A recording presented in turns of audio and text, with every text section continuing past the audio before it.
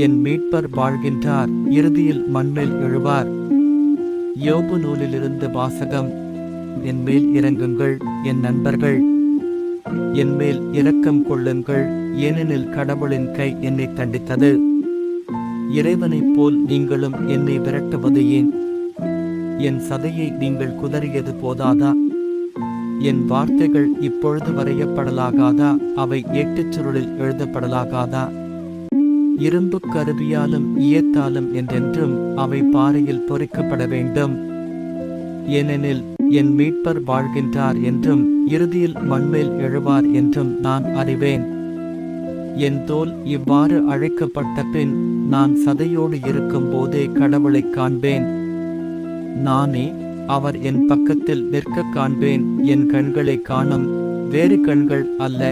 என் நெஞ்சம் அதற்காக இயங்குகின்றது. ஆண்டவரின் அருள்வாக்கு. பதிலுரை பாடல். பல்லவி. வாழ்வோரின் நாட்டினிலே ஆண்டவரின் நலன்களைக் காண்பேன். ஆண்டவரே, நான் மன்றாடும்போது என் குரலைக் கேட்டருளும். என் மீது இரக்கங்கொண்டு எனக்கு பதிலளித்தருளும். புறப்படு, அவரது முகத்தை நாடு என்றது என் உள்ளம். பல்லவி. வாழ்வோரின் நாட்டினிலே ஆண்டவரின் நலன்களைக் காண்பேன்.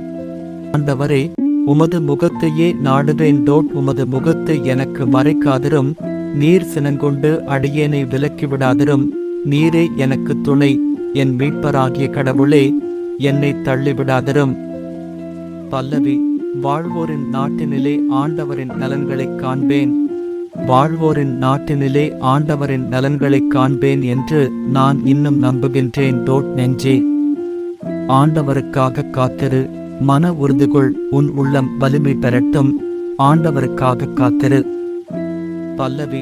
வாழ்வோரின் நாட்டினிலே ஆண்டவரின் நலன்களைக் காண்பேன். நற்செய்திக்கு முன் வாழ்த்தொலி. அல்லேலூயா, அல்லேலூயா. காலம் நிறைவேறிவிட்டது. இறையாட்சி நெருங்கி வந்துவிட்டது. மனம் மாறி நற்செய்தியை நம்புங்கள். அல்லேலூயா. நற்செய்தி வாசகம். நீங்கள் வாழ்த்திக் கூறிய அமைதி அவரிடம் தங்கும். லூக்கா எழுதிய தூய நற்செய்தியிலிருந்து வாசகம். அக்காலத்தில் இயேசு வேறு 72 பேரை நியமித்து அவர்களை தாம் போக இருந்த எல்லா ஊர்களுக்கும் இடங்களுக்கும் தமக்கு முன்னே இருவராக அனுப்பினார். அப்போது அவர் அவர்களை நோக்கி கூறியது, அறுவடை மிகுதி, வேலையாள்களோ குறைவு.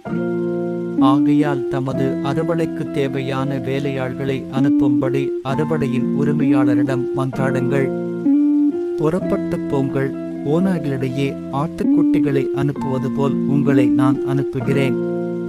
பணப்பையோ வேறு பையோ மிதியடிகளோ எதுவும் நீங்கள் எடுத்துச் செல்ல வேண்டாம். வழியில் எவருக்கும் வணக்கம் செலுத்த வேண்டாம்.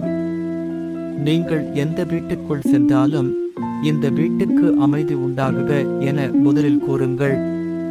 அமைதியை விரும்புபவர் அங்கு இருந்தால் நீங்கள் வாழ்த்திக் கூறிய அமைதி அவரிடம் தங்கும். இல்லாவிட்டால் அது உங்களிடமே திரும்பிவிடும். அவர்களிடம் உள்ளதை நீங்கள் உண்டு குடித்து அந்த வீட்டிலேயே தங்கியிருங்கள். ஏனெனில் வேலையாளர் தம் கூலிக்கு உரிமை உடையவரே.